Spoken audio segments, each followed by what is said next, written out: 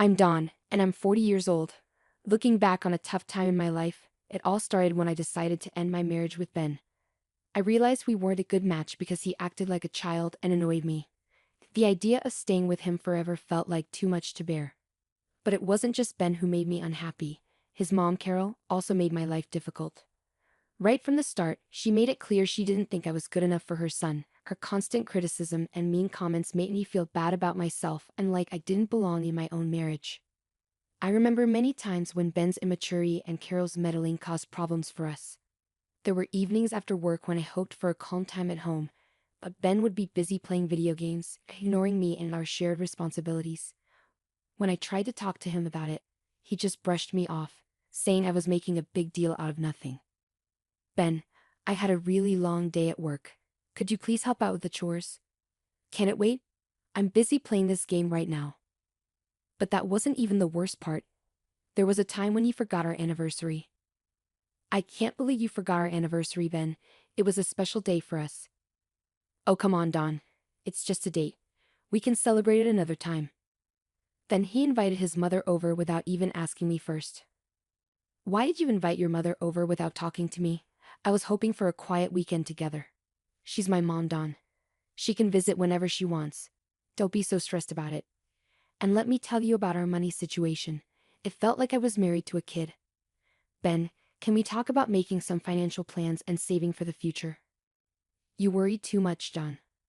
Let's just spend our money and deal with it later. These are just a few examples of how my marriage was falling apart. My concerns were ignored, my feelings didn't matter, and my needs were forgotten. It became clear that Ben's childishness and lack of caring were big problems in our relationship. Then there were the family get-togethers where Carol would always find a way to insult me in front of everyone. Her mean comments about my looks, job, and even my cooking really hurt. She seemed to enjoy making me uncomfortable while Ben usually pretended not to notice, too scared to stand up to his mom. Let me give you a few real examples of how she, just like her son, put me down and made me feel small. Example 1. Carol, I spent a long time cooking this meal for everyone. I hope you like it. Well, let's see if it's even good. I'm not sure I trust your cooking. Example 2. Carol, I found this dress for the event. I think it would look nice on me. Oh honey, that dress is too revealing for someone your age. You want to look silly to you. Example 3. Carol, please don't criticize how I raise my kids. I know what's best for them. Well, clearly you don't, or you wouldn't make such silly decisions. What's wrong with you? Example 4. Carol, I've been working hard to stay healthy. I'd like your support. Oh please? All that exercise and dieting won't make a difference. You'll never look as good as me. Example 5. Carol, I asked you nicely before. Please stop saying mean things about me to other people. I'm just being honest, dear. People should know what you're really like. These conversations show how Carol always put me down and said hurtful things throughout my marriage. Her actions caused a lot of stress and made it hard to find any happiness with Ben. I reached a point where I knew I deserved better than this toxic situation. I made the tough choice to file for divorce, wanting to break free from the constant emotional pain I'd endured for too long. The courtroom became a place where I had to explain to the judge why I wanted to end the marriage, talking about how it had hurt me. When the legal process was over, I felt a bit lighter, like a weight had been lifted off my shoulders. But then something unexpected happened. My ex-mother-in-law, Carol, couldn't hide her happiness. She stood up in court looking thrilled, and said she'd finally gotten rid of me and won her son back. I've won. I finally won. Hearing her say that made me furious. How could she be happy about my pain and the end of my marriage? I couldn't hold back my anger. I told her exactly what I thought of her, calling her out for being a mean and spiteful person. But instead of being affected by what I said, Carol just laughed. Her laughter filled the courtroom, making the end of that painful chapter in my life even harder to bear. It was a scary reminder that some people feel like they win by hurting others, and her joy only made me more determined to move past the toxic situation I'd been in. Leaving the courtroom behind, I decided to take back control of my life and find the happiness I deserved. Carol's laughter reminded me of the battles I fought and the strength I'd found in myself. I wouldn't let others' judgments or cruelty define me anymore. I was determined to rise above the negativity and embrace the freedom waiting for me. With every step forward, I started a journey of healing and self-discovery. The path ahead wasn't easy, but I faced it with determination. I knew finding happiness wouldn't be easy, but I'd grown stronger from the struggles I'd faced. It was time to leave behind the drama and pain and look forward to a future full of hope and self-love. But unfortunately, the story doesn't end there. It seems like trouble just keeps finding me. Remember when Carol was gloating about winning? Well, she thought she'd get something out of it, but she never did, and she never will. You see, she believed she'd finally get her hands on a prized family heirloom she'd envy for years. What she didn't know was that I held the key to her dreams. It was a stunning diamond orchid necklace, passed down through generations in my family. Its beauty and rarity made it incredibly valuable, worth millions of dollars. Carol's eyes always lit up with greed whenever she saw it, but she could never have it.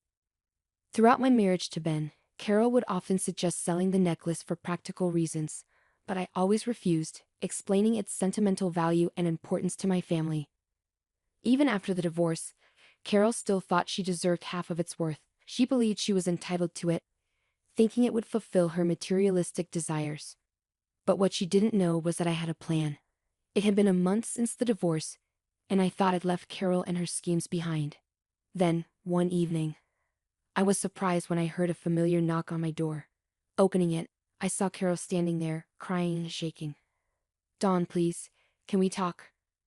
Feeling curious and a bit sorry for her, I let her in to get away from the cold. I wondered why she was so upset and why she'd come to see me. We sat down in the living room, and I asked her to tell me what was wrong. Through her tears, Carol managed to speak, her voice trembling. "My plan, it's all gone wrong, Dawn," Carol said between sobs. "I thought I'd get what I wanted, but it's turned into a disaster." I felt skeptical but curious about what she was talking about. "What plan, Carol? And why are you so upset?" Carol took a deep breath, trying to calm herself down. "You see, I thought Ben would get half of the value of the heirloom, and I would finally get what I wanted. But he told me something that changed everything." I leaned in, eager to hear what she had to say. "What did Ben tell you, Carol? Please tell me." Carol wiped away her tears, her voice sounding regretful and surprised. Ben told me he'd forgotten to mention a prenuptial agreement he signed before we got married. It said the heirloom and all your money were protected. I never had a chance." I couldn't help but laugh, feeling a mix of relief and triumph. "Oh, Carol, I've been waiting for this moment. I always knew your schemes would backfire." Carol's face turned red with embarrassment and anger. "You knew the whole time, and you let me think I had won. How could you do that?" Leaning back in my chair, feeling triumphant, I smiled at Carol. "Oh, Carol, I didn't make you believe anything. You just saw what you wanted to see because you were so focused on what you wanted. I knew the truth would come out eventually, and it did." As Carol faced the reality of her actions, her tears turned into frustration and regret. She had gambled and lost, leaving her with nothing but defeat. "I can't believe you had a prenup, Dawn. I was hoping to get some of your money after the divorce." "Carol, this isn't about being a good wife. It's about protecting myself and what's mine from people like you. I was smart enough to look out for my future. Don't be upset, Carol. You're the one who tried to trick and manipulate others for your own gain." Reluctantly, Carol pulled herself together, glaring at me with a mix of anger and resignation. "Heartless. You dare to call me heartless, Carol? Look at how you treated me during my marriage to Ben. You were mean, cruel, and always trying to control everything." As Carol stormed out, the room fell silent. The weight of her failed plans hit her hard. It was clear that her greed and deceit had led to her downfall, leaving her with nothing. I stayed strong, knowing I had to stand up for myself and what was mine. I had learned that trust and love shouldn't blind me to betrayal. As Carol reluctantly composed herself, she shot me a glare filled with anger and resignation. The bitterness of her own decisions hung heavy in the air as she muttered one word: "Heartless." I couldn't let that slide. "You call me heartless? Carol, look at how you treated me during my marriage to Ben. You were mean, cruel, and always trying to control everything." "I never treated you badly," Dawn firmly asserted. "You're exaggerating, Dawn." "Oh, really? Let me remind you of the time you purposefully excluded me from family events, constantly belittled my achievements, and spread rumors about me behind my back. You enjoyed seeing me suffer," Carol retorted, frustration evident in her voice. "I did no such thing. You're just trying to paint me as the villain. Stop denying it, Carol. I've had enough of your lies and manipulation. Get out of my house, please, Dawn demanded, her patience wearing thin. Dawn, please, just give me some money. I really need it, Carol pleaded desperately. I'll give you 30 seconds to get off my property, or I'll call the police. This is your last chance, Dawn warned seriously. You can't treat me like this, Dawn. We're family. Families should be kind to each other, Carol argued angrily. Goodbye, Carol, Dawn said firmly as Carol left, looking upset and defeated. As the seconds passed, Carol's face showed a mix of anger, shock, and feeling like she lost. She realized she couldn't control Dawn like she wanted to. Reluctantly, she walked towards the door. The tension between them filled the air. Carol gave one last look before leaving, stepping into an uncertain future and facing the consequences of her actions. I stood tall, feeling both relieved and free. I had cut off ties with something toxic and took back control of my life. The next day rolled in, and yet another person from my past tried to make amends. What do you want, Ben? I asked, my voice cold and unwelcoming. Dawn, I need your help. I'm in a tough spot right now. And I thought maybe. Ben's voice trailed off, sounding desperate. Forget it, Ben. I don't want to hear your excuses. You had the nerve to call me instead of facing me in person. How cowardly can you get? I interrupted, my patience running out. I thought this approach would be better, Dawn. Please just listen to me, Ben pleaded, his voice trembling. All right, Ben. Go ahead. Explain to me how you always put down my goals, laughed at my dreams, and made me feel inadequate. Do you recall those instances? I confronted him. I'm not sure what you mean, Dawn. We had our differences, but Ben started, but I interrupted him. Disagreements? Is that what you call it? I call it emotional abuse. You constantly underestimated me, trying to crush my spirit, but I'm done with it. I deserve better, I declared firmly. Please, I'm sorry for everything.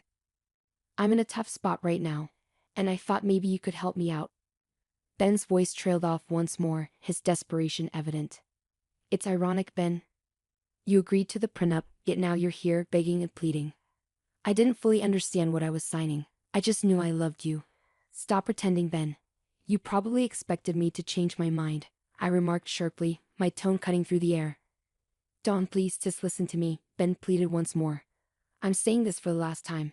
If you ever attempt to reach out to me again, I'll take legal action and get a restraining order against you. Clear? I warned him sternly. But Dawn.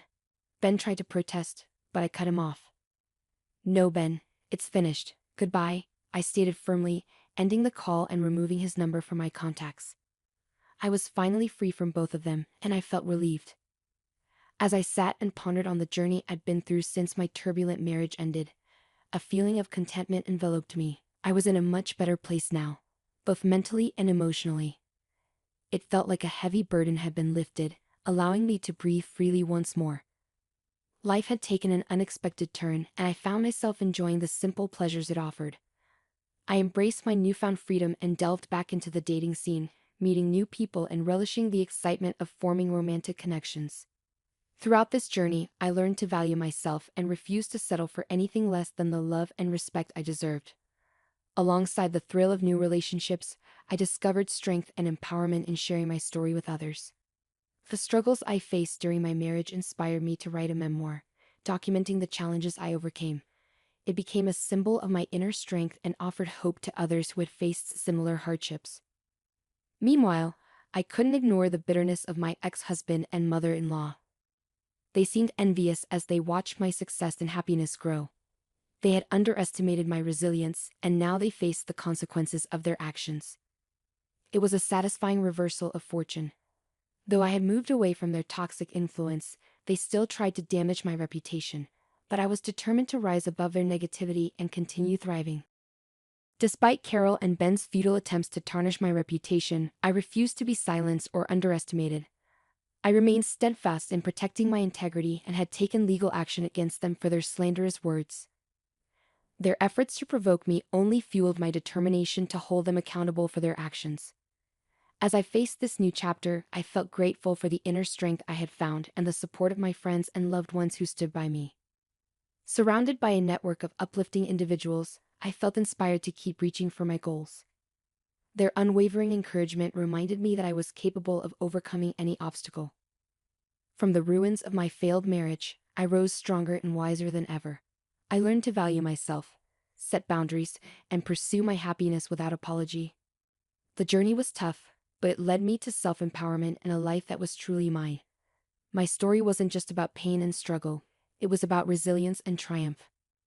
I conquered the shadows of my past and stepped into a future full of promise. With each new chapter I wrote, I felt a renewed sense of purpose, embracing the joy that had been missing for too long. With every stroke of my pen, I reclaimed my voice, my strength, and my freedom.